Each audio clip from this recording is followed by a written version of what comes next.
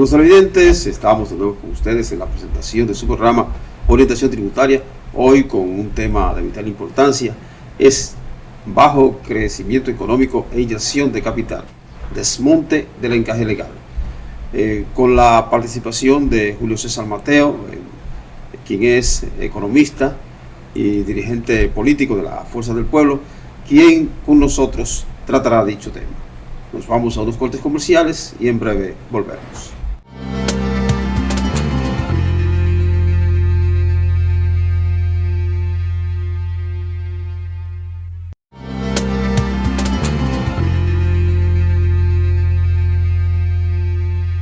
Seguimos en la presentación de su programa Orientación Tributaria, hoy con el tema bajo crecimiento económico e inyección de capital, desmonte del encaje legal, con la participación de Julio César Mateo.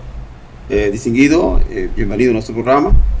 Un saludo para ti, Ramón, encantado de estar por aquí de nuevo contigo, con el equipo que te acompaña y por supuesto con la materia prima de todo programa, que es el público que te sigue. Muy contento de estar por aquí y a tu entera disposición. Sí, el público siempre vive ávido de manejar ciertas informaciones y cuando se habla de desarrollo económico, de crecimiento económico, que son cosas que se parecen pero no es lo mismo, y cuando se habla de bajo crecimiento económico, entonces ahí todavía se encienden más las alertas y los televidentes ávidos de información dicen, bueno, ¿qué es lo que nos traen? ¿Cuál es el plato de este día, el plato fuerte? Entonces están atentos a ver qué es lo que se va a tratar, y además de que se introduce algo interesante, y es que al mismo tiempo de que se va a tratar el bajo crecimiento económico, se habla de la inyección de capital. Bien. Mira, Ramón, hemos visto cómo el Banco Central en las últimas semanas ha tenido que rectificar la tasa de crecimiento que proyectó para el año 2025. Los economistas, cuando a principio de año vimos las proyecciones que tan optimistas se planteaba el Banco Central, teníamos cierta preocupación porque entendíamos que no iba a ser así. Toda vez que la economía dominicana es una economía muy dependiente, fundamentalmente la economía norteamericana y la economía europea, como se conoce la eurozona.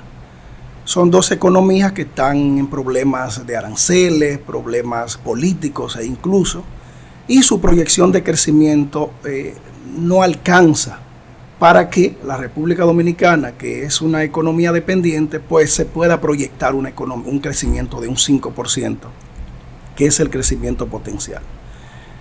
La han bajado en un momento dado de 4 a 5, de 5 a 4, últimamente dijeron que no iba a crecer 4, sino que iba a crecer 3.5. Y nosotros entendemos que sigue siendo una proyección que no es real. La economía dominicana va a crecer alrededor de 3.0%, un 3%. ¿Y en qué nos basamos? Al día de hoy, los primeros 5 meses del año ha crecido un promedio de 2.6. Es decir, para que la economía crezca un 5%, un 4% o un 3.5%, como últimamente lo han proyectado, debe crecer los 7 meses que faltan del año una media de un 4.3%. Y eso nosotros no decimos que es imposible, pero... No son 7, ya estamos hablando de son 5 que le quedan al año. Bueno, ellos siempre se retrasan con 2 meses, la última información que dieron fue a mayo. Pero en todo caso, si tú tienes que el mes que más ha crecido la economía en este año, mayo 3.6, y la mayoría de los meses que han transcurrido son 2.1, 2.2, es decir, que no hay razón para tú proyectar un crecimiento de 4.3 promedio para llegar a un 3.5. ¿Por qué decimos eso? Bueno, si te pones a ver, muchos rubros de la economía están decreciendo. La construcción, que es un elemento determinante dentro de lo que es el Producto Interno Bruto, acarrea prácticamente el 15% del Producto Interno Bruto, ha decrecido. Lo que tiene que ver con manufactura también, minas y cantera también, es decir, y los rubros que están creciendo es a muy baja intensidad. De manera tal que, reitero, la proyección de crecimiento del Banco Central es de 3.5, empezó en 5, pero nosotros categóricamente decimos que no va a pasar de 3. El Banco Central, entendiendo esa realidad, pues en las últimas 2 semanas ha tomado una decisión que es la inyección de capital, apelando a una política de los años 70 de un economista norteamericano llamado Milton Friedman, que es la teoría monetaria, y que a través de la política fiscal o la política monetaria el gobierno puede incentivar la economía, la inflación, manejarla, y para eso ha inyectado 81 mil millones de dólares buscando el efecto de reactivar la economía.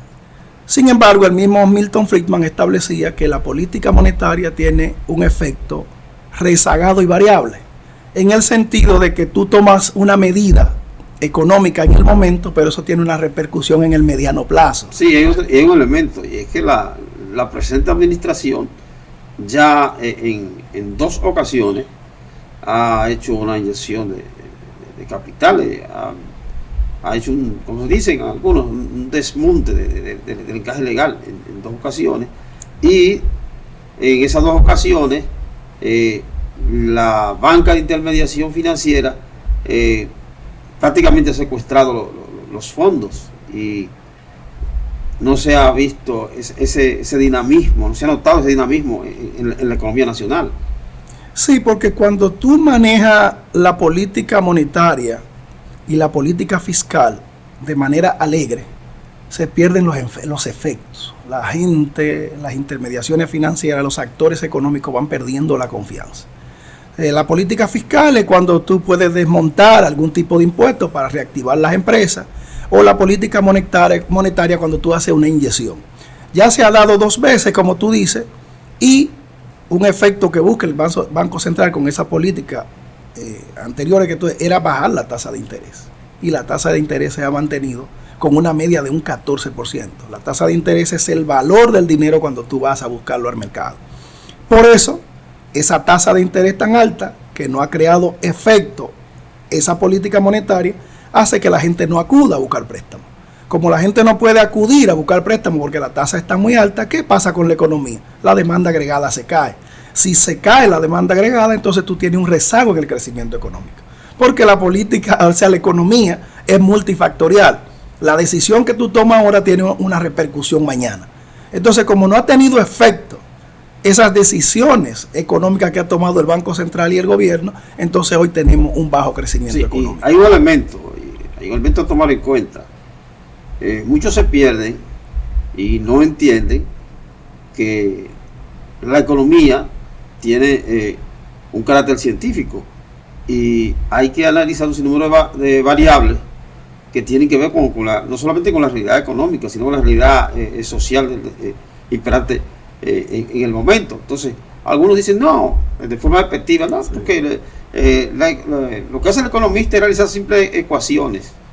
Simples ecuaciones. No, la cosa no es así, eso va más allá. Entonces, al verlo de forma simplista, el que está en la banca del frente observando, más el que tiene que ejecutar la política tributaria, económica y financiera en este momento, y lo ve de forma así, de forma simplista y de forma alegre, se está perdiendo, como dicen en los sectores populares, perdiéndose en lo claro, porque hay una realidad. Hay que estudiar cada una de las variables antes de tomar la medida para ver cuáles son los efectos, porque si no al final será desastroso. Sí, definitivamente. Por eso te decía de que tú tienes que analizar en términos económicos cuál es el efecto, o lo que llamamos, mejor dicho, costo-beneficio. ¿Cuál es el beneficio que yo voy a tener o el costo al tomar una medida? Entonces, por eso te digo, el Banco Central ha tomado hoy la decisión de inyectar 81 mil millones de dólares a la banca para que reactive lo que es el dinamismo económico. Pero esa misma política económica la ha tomado el Banco Central 2 veces anteriormente y no ha tenido ningún efecto. Pero hay otro elemento a tomar en cuenta. Es lo siguiente. En diferentes gobiernos, sin importar el color, ¿verdad? Claro. Hemos tenido el mismo equipo económico en la dirección del Banco Central y en el diseño de política. En el pasado muchas cosas funcionaron, entonces ¿por qué ahora no funcionan? Si es el mismo equipo que lo está ejecutando. Una buena pregunta. Lo que pasa es que el Banco Central, su función es la política económica del gobierno. La política básicamente monetaria. Pero la política fiscal y la política social dependen de otra parte del gobierno. Entonces, cuando no hay sintonía, cuando no hay un buen manejo en la parte fiscal y en la parte incluso social del gasto público, de el manejo del Estado, entonces eso tiene repercusión económica. Si tú, por ejemplo, tomas una institución que ahora mismo está en la palestra pública, que te la voy a traer a colación, que está en discusión, que es el SENASA, que está quebrado o no está quebrado. La discusión quizás no es si está quebrado o no está quebrado. La discusión es el déficit que hoy acarrea SENASA. Y ese déficit que hoy acarrea SENASA es de 5,000 millones de pesos. El déficit mayor al que había llegado SENASA en un momento determinado era de 500,000, de 5 millones de dólares básicamente. Pero hoy en día, ¿qué te pasa? Que el gobierno, de una manera alegre, se ha puesto a emitir seguro por doquier, seguro de salud. Se puede ver como una política social acertada. Pero ¿quién tiene que cubrir esa base de personas que el gobierno ingresa al SENASA? Tiene que cubrirlo lo que están, lo contributivo. Como la parte contributiva no alcanza para la parte subsidiada, se genera un déficit. ¿De cuánto? De 5,000 millones de pesos. ¿Qué hay que hacer ahora? Implementar una política de buscar esos 5,000 millones de pesos. ¿Y cómo tú puedes hacerlo? La única forma que tú puedes hacerlo es quitarlo de un sector y ponerlo en otro. Ahora, cuando usted decía 5 millones de dólares, sí, entonces, convirtiéndolo a moneda nacional para que los televidentes lo asimilen mejor, sí, estamos hablando de que en realidad el déficit no alcanzaba ni siquiera los 350 millones de pesos. He visto en diversas, tengo que buscar la fuente fidedigna, pero he visto en diversas fuentes que era 500 millones de pesos. Es un déficit manejable. Pero estamos hablando de 5,000 millones de pesos. Eso es, 5,000 millones de pesos viene siendo ahora mismo lo que tú tienes que quitar o de obras públicas, de las obras de infraestructura, o de algún sector tú lo tienes que buscar. Entonces, en realidad era más o menos como 8 millones de dólares. Algo así.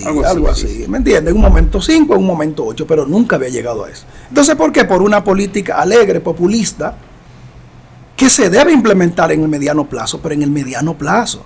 No tú en un año, en 2 años, incorporar, ¿cuánto? 2 millones de personas al SENASA, porque ¿quién lo va a pagar? Hay una política social que tú has establecido en términos de fondo, has hecho una política tributaria que vaya a tener mayores ingresos. No, tus ingresos siguen siendo los mismos e incluso disminuyendo, porque nosotros somos, te reitero, una economía dependiente. Sí, porque usted planteó que el SENASA subsidiado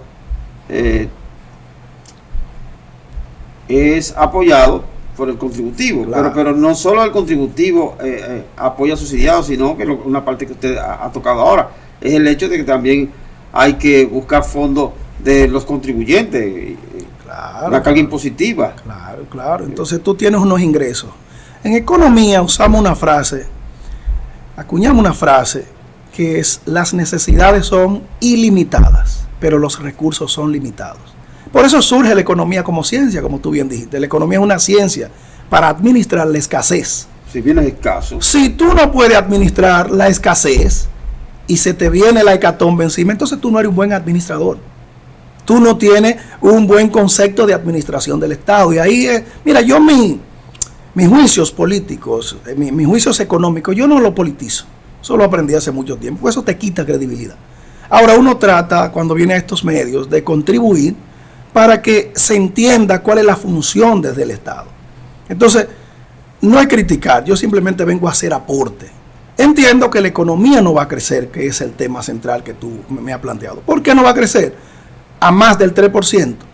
Porque la economía dominicana, cuando hacemos estudios de tendencia, lo que llamamos estudios econométricos, dice que crece 1 punto, 2 puntos por cada uno que crece la economía norteamericana. Es decir, si la economía norteamericana te crece 1, nosotros crecemos 2. En este momento la Reserva Federal acaba de proyectar que la economía norteamericana va a crecer 1.4. Si tú multiplicas 1.4 por 2, te da 2.8. Entonces, ¿cuáles factores internos tú puedes activar para romper con esa ecuación econométrica? Bueno, habría que ver, pero yo no lo vislumbro, ¿me entiendes? Porque no hay factores internos de recaudación que te permitan que tú puedas romper con esa tradición, de manera tal que todas esas variables analizadas, pero la eurozona, que también tenemos dependencia, es una economía en recesión. Según los últimos estudios que vi del Banco Mundial, del Fondo Monetario Internacional y demás instituciones, lo que va a crecer es 0.8, esa es una economía en recesión. Entonces, si los factores exógenos que determinan lo que tú vas a hacer internamente en términos económicos, en términos monetarios, te están diciendo cuáles son las variables que se están moviendo, ¿de dónde tú sacas un crecimiento de un 5%? Es un deseo, pero en economía no es deseo, en economía es realidad. Sí, correcto. Lo que es científico no obedece a un deseo desde uno. No, el sentimiento no está por encima definitivamente de lo que se analiza en base a variables que son científicas. Sí, vamos, sí. Muy bueno. Yo quisiera que crezca un 5%, pero no es que yo quiero que crezca. Sí. Es lo real. Porque es el potencial. Se aspira al crecimiento potencial de una economía. La gente dirá, ¿y qué es el crecimiento potencial? Nuestra economía se ha demostrado que su potencial de alcanzar que se pueda demandar los 80 a 90 mil empleos que se incorporan todo año a la economía, cada año a la economía dominicana, solamente se pueden demandar e insertar en la actividad productiva cuando la economía crece un 5%. Es un equilibrio. Si la economía no crece un 5%, entonces te estoy diciendo que de los 90 a 80 mil personas que se integran a la actividad productiva, ya jóvenes que se hacen mayor de edad y demás, entonces tú estás dejando por cada punto de crecer 20.000 a 18.000. ¿Cuáles serían esos puntos específicos y esas áreas donde podrían ser insertados esos jóvenes en puestos de trabajo? La economía lo absorbe. El sector privado, que debe ser el principal eje de empleo en una sociedad, y aquí estamos entonces en lo contrario. Aquí quien está creando empleo es el Estado, y eso no es una función del Estado. Por eso tú tienes que la inversión pública es de apenas un 2.4%. Es que no hemos entendido que la función del Estado es una función de reguladora. De regulación. Entonces, el Estado se ha dedicado a emplear. Por tanto, la nómina pública ha crecido de manera tal que se ha tragado la inversión pública. Y por eso tú tienes una escasez en obra pública. ¿Por qué? En obras públicas, no en obras, no en el ministerio, sino en obras públicas. ¿Por qué? Porque tradicionalmente se invierte en obra pública un 40% y en gasto corriente un 60%. Estamos invirtiendo en gasto corriente un 85% y en inversión pública un 15%. Entonces, cuando tú tienes ese problema, no crecen las obras públicas, y el Estado, que también puede ayudar al crecimiento económico, no lo hace porque no está haciendo las obras de infraestructura que te llevan a crecer. Por eso también tú tienes un crecimiento de un 3 en lugar de un 5, porque no se está invirtiendo en el Estado, sino que se está llevando el presupuesto en su mayoría a gasto corriente. Bueno, el asunto es que en la administración pública no debe primar el populismo político. Entonces, cuando usted tiene que administrar y dirigir con gerencia, y usted no utiliza la gerencia, sino que utiliza medidas de corte populista, va a tener una nómina abultada, y encima de la nómina va a tener una nominilla. Ya. Entonces eso es terrible. ¿Y de dónde sale ese dinero, Salcedo? Tú tienes un presupuesto que te dice que tú lo obtienes en base a un 14 o 15% de la recaudación tributaria con relación al PIB. Esa es tu recaudación. Y los otros tú tienes que convertirlo en préstamos para cubrir el déficit. Sí. Yo vi una nota de prensa que tengo que leer donde el empresariado dominicano está preocupado porque este gobierno se está manejando con un déficit de un 5%. Yo no recuerdo, solamente en la pandemia, que el Estado dominicano se haya manejado con un 5% de déficit. ¿Qué te está diciendo? Que de lo que el Estado está gastando, solamente está recaudando un 95%. Lo otro es déficit. ¿Y qué es déficit al final? Son préstamos. Sí, claro. ¿Y qué son préstamos al final? Es costo del dinero que tú mañana tienes que quitar del presupuesto para pagar los intereses. Ya ni siquiera nosotros estamos pagando lo que son el capital de los préstamos, sino solamente los intereses.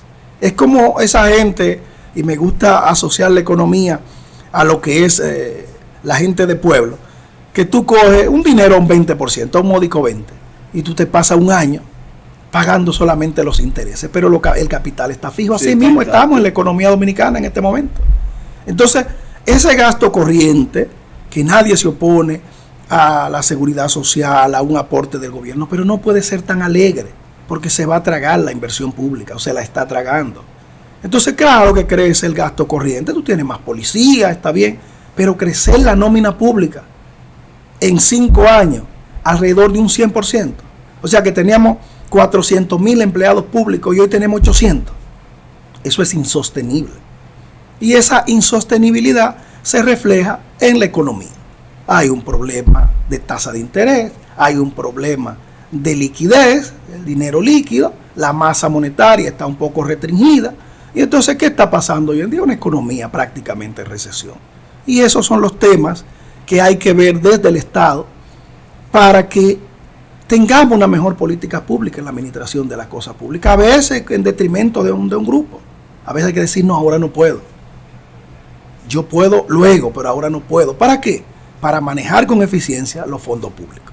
Si no se hace así, entramos en el populismo y tenemos una economía con problemas.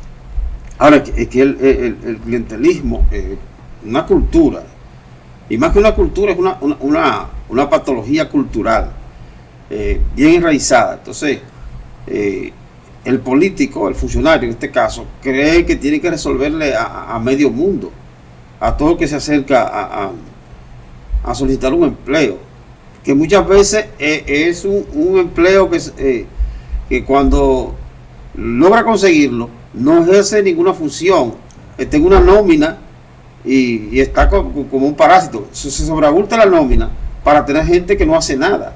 Entonces, es una mala práctica. Más aún, tú te das cuenta de esa analogía que tú perfectamente haces con los servicios públicos. O sea, si tú inyectas más capital humano al servicio público, tú debes tener un servicio de más calidad. Sí, correcto. Y más eficiente.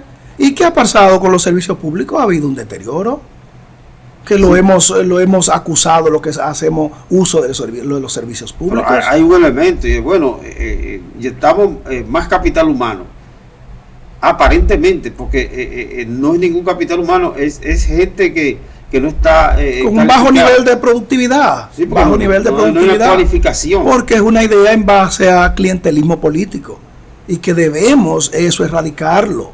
Yo recuerdo que a principios de la década del 90, en Bellas Artes, San Juan de la Maguana, por un accidente histórico me tocó vivir en San Juan. Sí. Entonces yo iba a tomar clases de piano en Bellas Artes. Sí. Y Balaguer se había reelegido. Sí. Encontré en el edificio de Bellas Artes un individuo que era empleado. Y hay una anécdota de que cuando a ese caballero lo nombraron, él dijo que no, que como él trabajó en política no podía ser conserje. Entonces, ¿y qué es lo que usted quiere? Entonces dijo, mire, yo quiero que me den el trabajo del hombre del palito. Él vio a un maestro de música, apellido Saldaña, con una batuta, y entonces él pensó que él podía ser un director de orquesta, algo así. No, yo quiero el trabajo del hombre del palito, pero no estaba cualificado, porque no era un maestro de música, pero él quería el trabajo del hombre del palito. Y así hay mucha gente que quiere el trabajo del hombre del palito. Sí, entonces esa anécdota tuya pues trae a colación lo que uno ve. Los servicios públicos se han deteriorado. ¿Y por qué se deterioran? Bueno, porque yo no solo incremento el capital humano en términos de volumen, sino que lo que estoy llevando es un capital humano con poca productividad. Y esa productividad, que es personas sin instrucción para trabajar en el Estado, entonces solamente cobra en la nómina pública. Entonces esa no es la función del Estado, es crear un aparato productivo fuerte desde el sector privado. Y eso va por crear las políticas para que la gente acceda a servicios de calidad. Y yo estoy escribiendo un artículo, por ejemplo, ahora que se llama La informalidad laboral. Y pongo así, una responsabilidad del Estado. En estos días el Banco Central, pues, vamos a decir que celebró como un logro que la informalidad en República Dominicana anda en 53.2.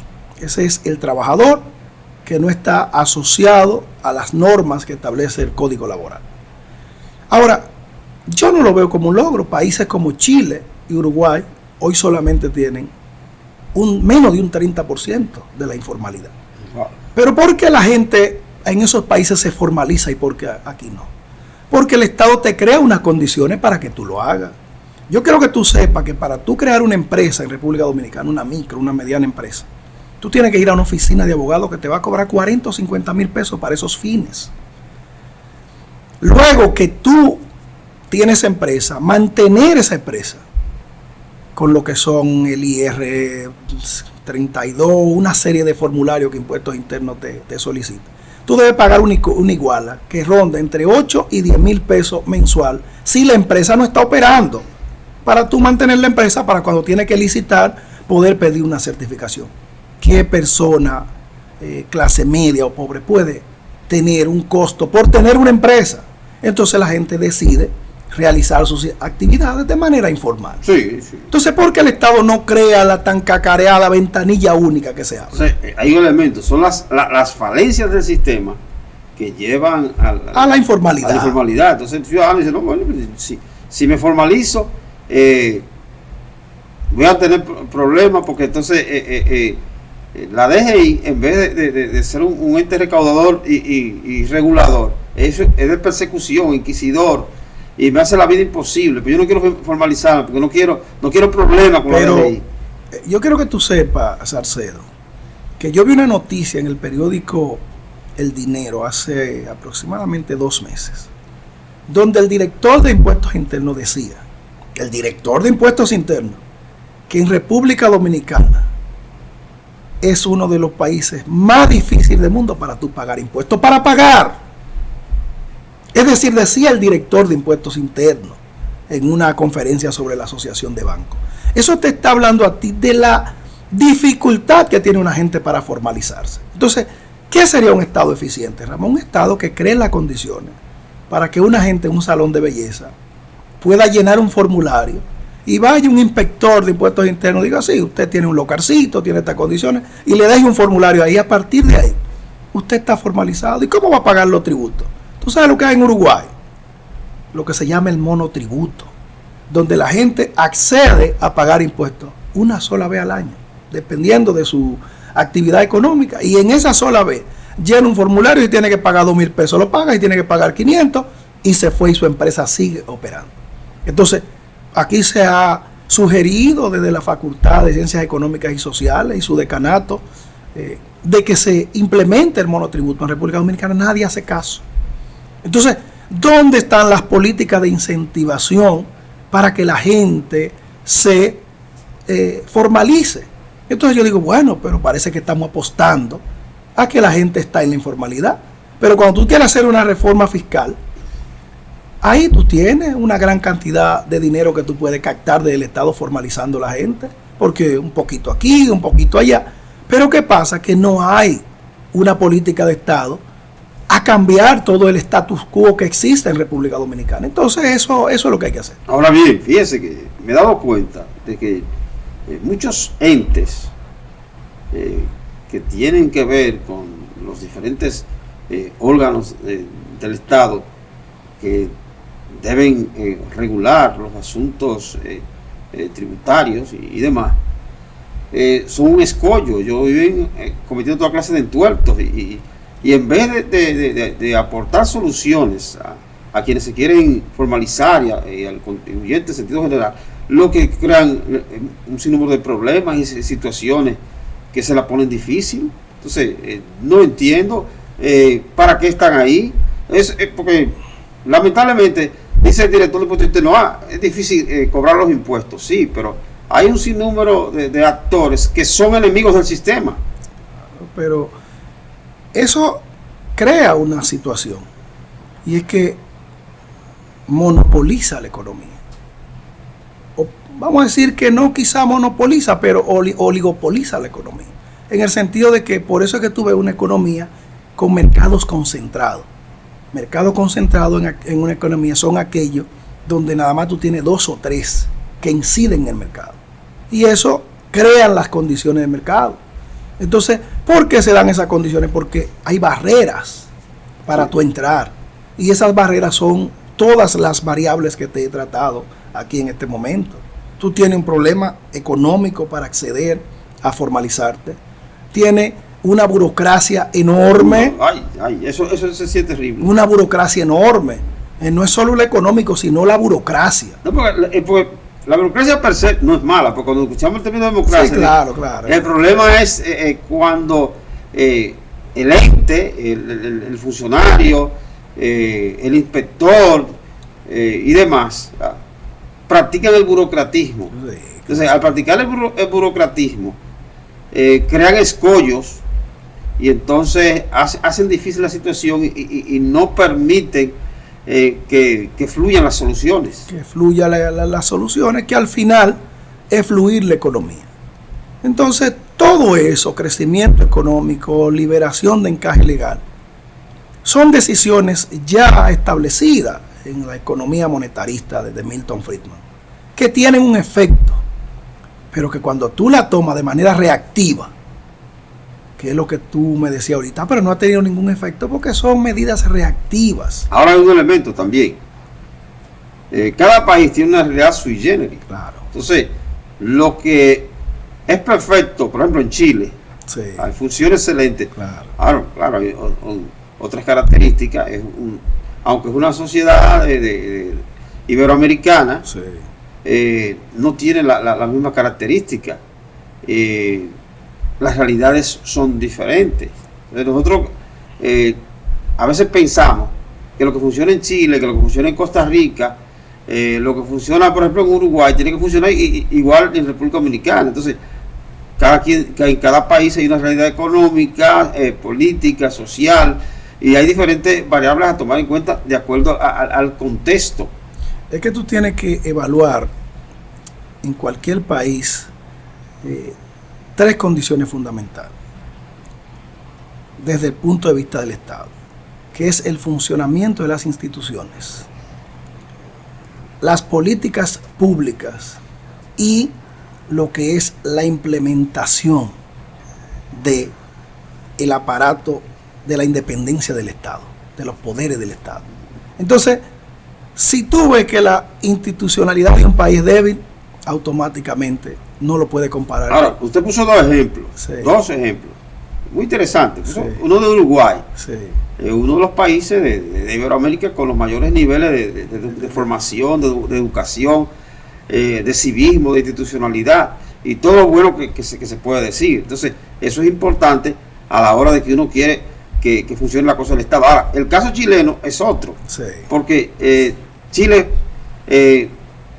lamentablemente hay que decirlo, se organizó con la dictadura. Así es. Entonces, en los países que han tenido dictadura, por un lado, tienden a encarrilar ir por un sendero específico, pero también lo que tienen institucionalidad, educación y buena formación, Claro. del otro lado, excelente. Pero nosotros no tenemos las características que se han dado en el Uruguay, entonces prácticamente el resultado imposible.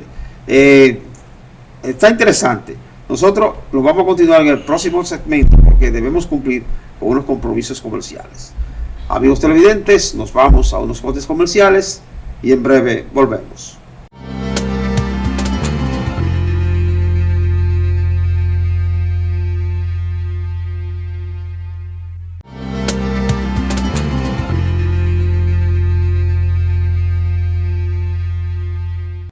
Seguimos en la presentación de su programa Orientación Tributaria con el tema Bajo Crecimiento Económico e Inyección de Capital, Desmonte del Encaje Legal. Continuando con nuestro tema, ¿verdad? Que está muy interesante. Si usted iba a decir algo y sí, mira, lo dejamos pendiente. Cuando uno hace la comparación, es básicamente porque la tendencia y lo que debe proponerse cada ciudadano es alcanzar un objetivo superior. Entonces te pongo como ejemplo países como Uruguay, países como Chile, en nuestra región, vamos a decir, que son un ejemplo de lo que es la formalización económica. Nosotros, por ejemplo, nos dimos cuenta hace unos años que el nivel de educación de esos países se había alcanzado porque invertían el 4% del Producto Interno Bruto en educación. Que mucha gente confunde, el 4% del PIB en nuestra República Dominicana es el 16% del presupuesto, eso es mucho.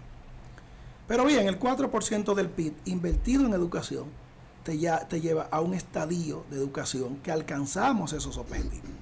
Porque tú sabes que los países pertenecen a un conglomerado de organismos internacionales que establecen lo que son políticas en el largo plazo. Por ejemplo, están los objetivos de desarrollo sostenibles, los objetivos de desarrollo del milenio, bueno, que prácticamente uno sustituyó al otro, pero hay objetivos. Entonces, en República Dominicana entendimos que el 4% del PIB nos iba a llevar a ese estadio de desarrollo. ¿Y cómo está la educación dominicana?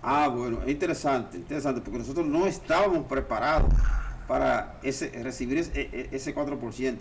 Pues, sí, se construyeron muchas aulas, que hay que decirlo. Cuando se aprobó el 4%, la gestión que aprobó el 4% ha sido la gestión que más aulas ha construido, pero tenemos muchas aulas y un capital humano pésimo, porque si bien es cierto que las universidades están formando muchos maestros, entre comillas, ¿verdad? La calidad es muy baja. Y otra cosa, otro elemento, en los últimos años los profesores no quieren ir ni siquiera a los talleres de capacitación, son haraganes. Entonces, con mala formación en las universidades, no quieren ir a los talleres de capacitación, no se promueve una formación a gran escala. Pero yo te pregunto a ti, Ramón, y disculpa la interrupción. Sí. Se creó la ley del 4% y se aportó a educación. Se sentaron los sectores para modificar la currícula de educación. No. Para exigir la formación del maestro desde un punto de vista de ese 4% necesitamos, sino que eso se convirtió en una piñata. No, otra cosa, cuando se habló de contratar personal docente extranjero, en este caso se habló de españoles. Sí, claro. Que son muy buenos, claro. Sí, son muy buenos.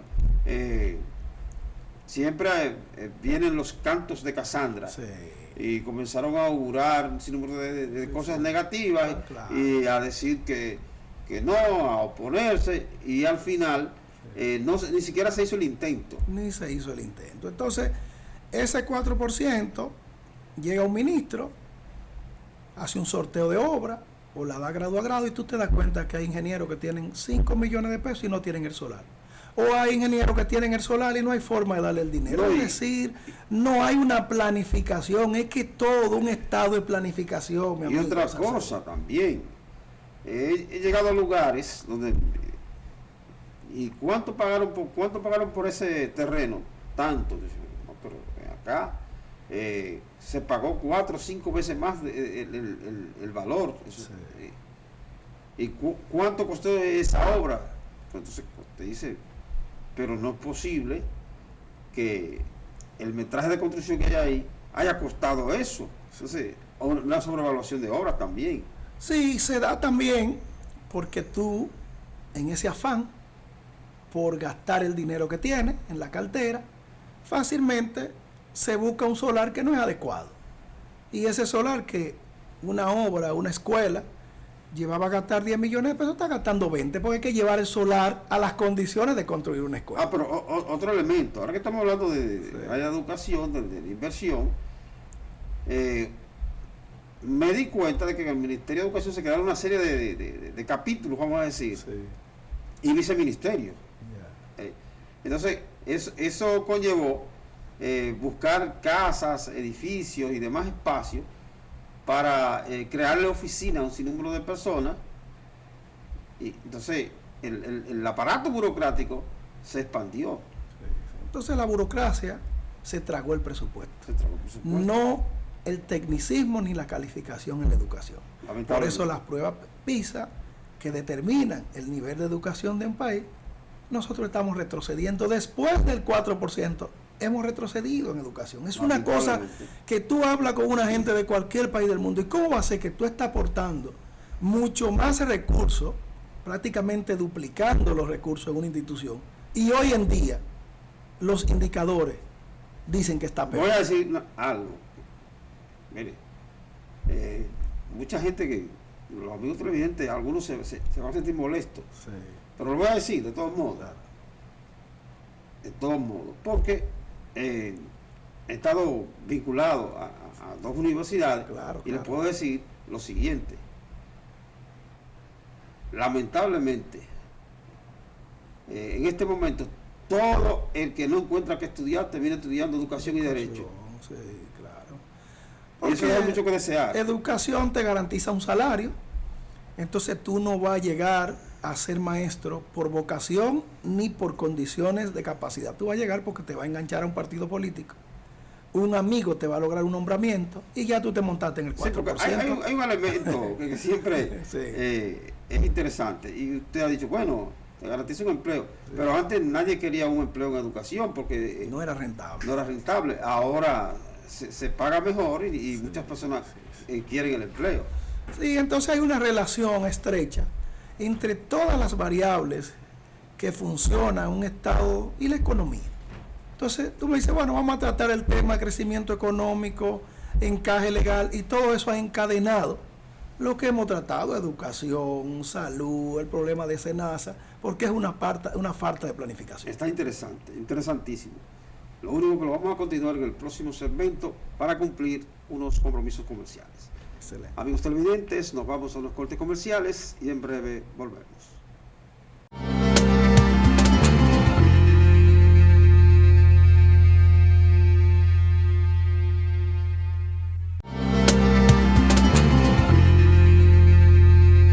Amigos televidentes, continuamos en la presentación de su programa Orientación Tributaria con el tema bajo crecimiento económico e inyección de capital, desmonte del encaje legal. Guido, continuamos. Bien, entonces vimos esa rectificación que ha hecho el Banco Central de lo que es el crecimiento económico. Uno quiere que la economía crezca, no es lo mismo crecimiento que desarrollo, pero tú no puedes tener desarrollo si no tienes crecimiento. Lo primero que hay que hacer es que la economía crezca. Factores exógenos y factores endógenos han demostrado que la economía este año va a crecer un 3%. Quiero que tú este programa lo guardes para que te des cuenta que no estamos inventando. Cuando dijeron que íbamos a crecer un 5%, nosotros analizamos las variables internacionales, hicimos estudios de ponderación y dijimos que eso no era posible.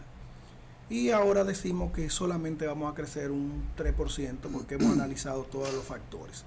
El Banco Central ha tomado una política, lo que se llama una política agresiva en términos de lo que es la inyección monetaria, una política expansiva, que ya he conocido como la teoría monetarista de Milton Friedman, que busca que a través de la inyección de capital o de una política fiscal, que tú puedas desmontar impuestos. En este caso no ha sido así, más bien el Banco Central ha tomado la decisión de desmontar del encaje legal, que hay un error con eso. Incluso he visto economistas con cierta falencia entienden que es que el Banco Central toma de su bóveda un dinero y se lo lleva a los bancos, y no es así. El desmonte de encaje legal es que los bancos, por cada dinero que reciben de un depositante, deben depositar en el Banco Central un tanto por ciento, parece que un 18% de ese dinero como una garantía.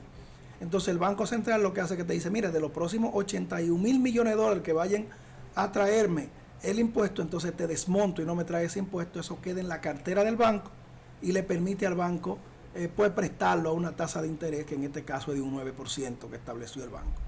Eso no ha resultado beneficioso ya en dos decisiones que se han tomado anteriormente parecidas. Ahora se busca tomar un efecto que, si bien lo tendrá, será en el largo plazo. El rezago que hemos tenido de la economía está ahí. Hemos crecido apenas 2.6% a mitad del año y se proyecta que vamos a crecer un 3%. Eso no es un buen augurio, pero tampoco es tan malo. Si se maneja ese crecimiento bien, no se alteran las variables de optimismo. No es un buen augurio, pero tampoco es tan malo. No. Entonces, los televidentes, sí. Un billete, ¿qué es lo que quiere decir? Sí, el potencial es el 5%. Si tú no alcanzas ese potencial, no está bien en crecimiento económico.